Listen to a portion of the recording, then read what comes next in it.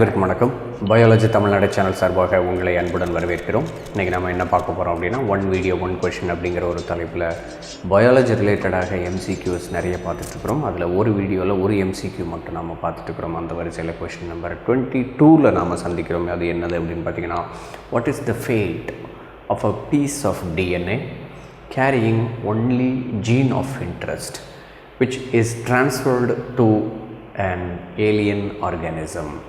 இது ஒரு genetic engineering recombinant DNA அப்படின்னு சொல்லிட்டு ஒரு தலைப்பு இருக்குது. மறுகூட்டிணைவு தொழில்நுட்பம் அப்படின்னு சொல்லி அந்த தொழில்நுட்பத்தில் நாம் என்ன செய்கிறோம் அப்படின்னாக்க, ஒரு DNA எடுக்கிறோம். அந்த DNA வந்து ஜீன் ஆஃப் இன்ட்ரெஸ்ட். இப்போ இன்சுலின் ப்ரொடியூசிங் DNA தான் நம்ம வழக்கமாக எடுக்கிற எக்ஸாம்பிள். அந்த இன்சுலின் ப்ரொடியூசிங் டிஎன்ஏவை பீட்டா செல்லில் இருந்து எடுத்து அந்த இன்சுலின் ப்ரொடியூசிங் செக்மெண்ட்டாக டிஎன்ஏ செக்மெண்ட்டை மட்டும் தனியாக நம்ம எடுக்கிறோம். ஈகோலை பாக்டீரியாவிலிருந்து ஒரு பிளாஸ்மிட் எடுத்து அந்த பிளாஸ்மிடை வந்து இந்த டிசைரபிள் டிஎன்ஏக்கு தகுந்த மாதிரி கட் பண்ணுறோம் ரெஸ்ட்ரிக்ஷன் என்சைம்ஸ் வச்சு. அந்த பிளாஸ்மிடுக்குள்ளே இந்த இன்சுலின் ப்ரொடியூசிங் டிஎன்ஏவை நாம் இன்சர்ட் பண்ணுறோம். இப்போ ரீகாம்பினன்ட் டிஎன்ஏ உருவாகிடுச்சு. இந்த ரீகாம்பினன்ட் டிஎன்ஏவை இன்னொரு ஹோஸ்ட் செல்குள்ளே நாம் அனுப்புகிறோம். அதுவும் ஒரு ஈகோலை பாக்டீரியா தான். இப்படி நாம் அனுப்பும்போது இதுக்கு அடுத்து நம்மளுடைய ஜீன் ஆஃப் இன்ட்ரெஸ்ட் என்ன ஆக போகுது, அதனுடைய தலைவிதி என்ன, ஃபேட் அப்படின்னா விதி, அது என்னவாக ஆக போகுது அப்படிங்கிறதான் கொஷின். இதில் நிறைய ஆப்ஷன் இருக்குது. அந்த ஆப்ஷன் என்னென்னலாம் அப்படின்னு பாருங்கள். The piece of DNA would be able to multiply itself independently in the progeny cells of the organisms. அதாவது நீங்கள் அனுப்பின அந்த பீஸ் ஆஃப் டிஎன்ஏ என்ன செய்யும் அப்படின்னா, ஏபிள் டு மல்டிப்ளை, அது தன்னந்தனியாக அது வந்து மல்டிப்ளை ஆகிறதுக்கு வாய்ப்பு இருக்குது அப்படின்னு சொல்லி போட்டிருக்காங்க. சுதந்திரமாக அது மல்டிப்ளை ஆகிறது, அதாவது பெருக்கமடைகிறது அப்படிங்கிற ஒரு விஷயத்த சொல்லியிருக்காங்க. இது உங்களுடைய சிபிஎஸ்சி புக்கில் 12th ஸ்டாண்டர்டில் பயோடெக்னாலஜி அப்படிங்கிற ஒரு லெசனில் இருக்குது. இந்த லெசனில் பாருங்கள். This piece of DNA would not be able to multiply என்று உங்களுடைய புத்தகத்தில் கொடுத்துருக்காங்க. Not be able to multiply itself in the progeny cells of the organism. Progeny cells அப்படின்னா ஒரு ஈகோலை பாக்டீரியாவில் நீங்கள் அந்த ரீகாம்பினன்ட் டிஎன்ஏவை உள்ளே வச்சுட்டீங்க.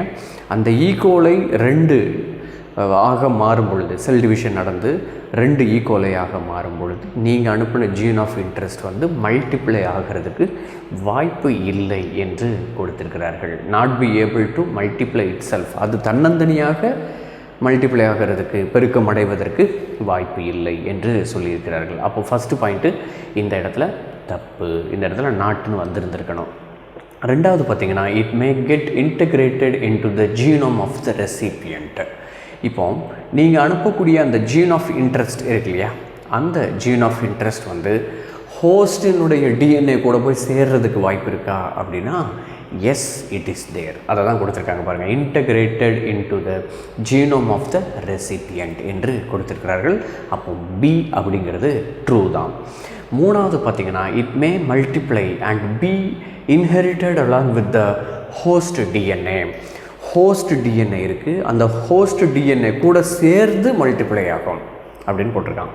மேலே என்ன போட்டிருக்கு, இந்த ஜீன் ஆஃப் இன்ட்ரெஸ்ட் இருக்கு இல்லையா, நீங்கள் அனுப்பக்கூடிய விரும்பத்தக்க மாற்றங்களை, விரும்பத்தக்க டிஎன்ஏ மட்டும் தனியாக தன்னிச்சையாக பெருக்கமடைகிறது என்று கொடுத்திருக்கிறார்கள். மூணாவது பாயிண்ட்டு அப்படியே அதுக்கு ஆப்போசிட்டு, நீங்கள் அனுப்பக்கூடிய மறுகூட்டிணைவு டிஎன்ஏவானது ஈகோலையினுடைய, அதாவது ஹோஸ்ட் இதனுடைய ஓம்புயிரினுடைய பிளாஸ்மிட் கூட சேர்ந்து மல்டிப்ளை ஆகுது என்று கொடுத்திருக்கிறார்கள். அதுதான் உண்மை. அப்படிங்கும்போது அந்த பாயிண்ட்டும் இங்கே இருக்குது பாருங்கள். Be inherited along with the host DNA, it may multiply and be inherited along with the host DNA. இது அப்படியே தான் காப்பி பண்ணி பேஸ்ட் பண்ணி உங்களுக்கு இந்த சி பாயிண்ட்டாக கொடுத்திருக்கிறார்கள்.